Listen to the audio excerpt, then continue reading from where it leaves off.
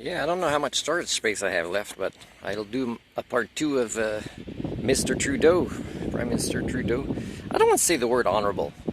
I don't know a politician that deserves that word. There's that guy in Norway who was one of the pioneers of deep ecology. I would call him honorable, but not necessarily the general population in Norway, as I don't know if you know.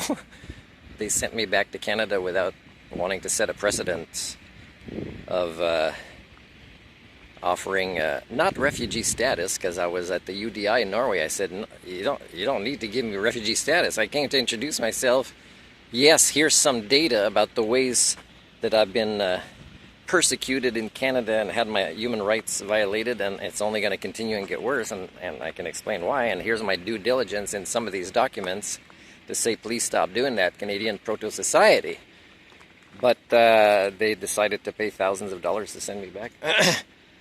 So anyways, there's good food there, even in the immigration prison, and that's way before COVID and all this, right? Because as I was saying, that probably before the end of next year, there'll be about 1 billion of the world's population could qualify as the definition of refugees.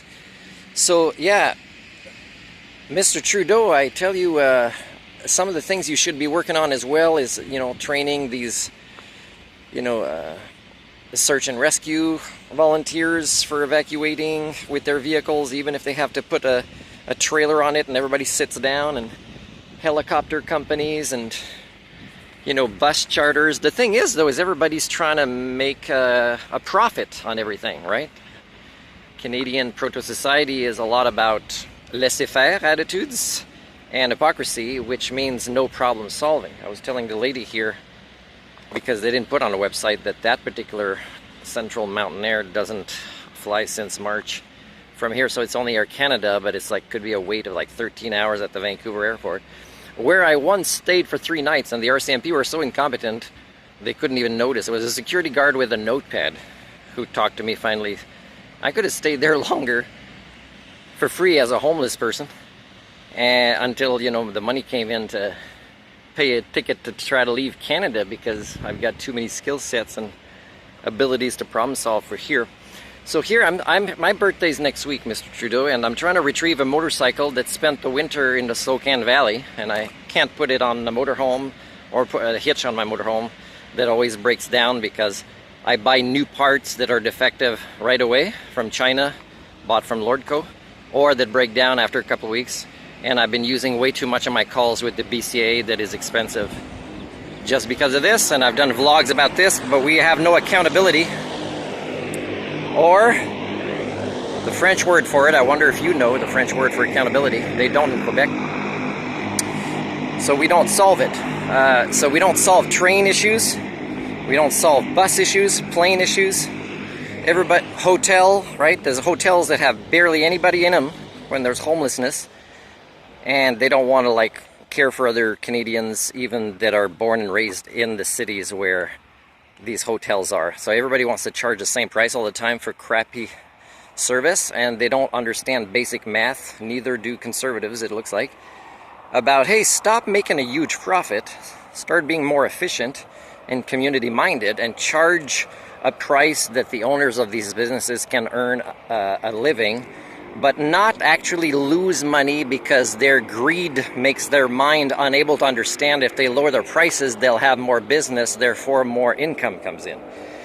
So I'm trying to explain to this lady why we qualify as an underdeveloped country in various functions of proto-societies, such as the concept of transportation. So it's beautiful here. There's a lake there. It's a beautiful place. But again, if you're not working, Mr. Trudeau, on projects with every other party without arguing, like your school kids, for how to, evacuate people efficiently, give them temporary shelter, maybe permanent shelter, and you'll have to work with the insurance industry, because an act of God that's not an act of God is fraud on their part, right? And of course, you can't impose act of God on a non-religious person that can explain the concept of the Anthropocene to these insurance companies or any judges as if we had a legal system in Canada. And again, don't get me started on that. So what I'm going to do is find out why, for example, I'm still acquiring additional expenses just trying to volunteer, as if volunteerism is a terrorist act in Canada. And I think I might start investigating the We Foundation myself just to see how they would react meeting their first Homo sapiens, somebody that wants to give back and help them self-correct. As, you know, it's not a charity. I mean, if you have that much money, you're not a charity, right? You're in money laundering in a way that the norm accepts, as, you know, as defined by charities certified by provincial or federal governments, right? It's okay. For me, it's very suspicious that charities that have these mission statements require these amounts of money moving around in all sorts of ways that may or may not be legal. Doesn't make a difference. What I'm telling you is, I can tell you, you are all Homo sapiens wannabes, right? You're the Homo communion. You're a failed primate species I share DNA with, and you just sell an image. Well, selling an image when the Anthropocene has already begun, yeah, that kind of makes you the villains of history.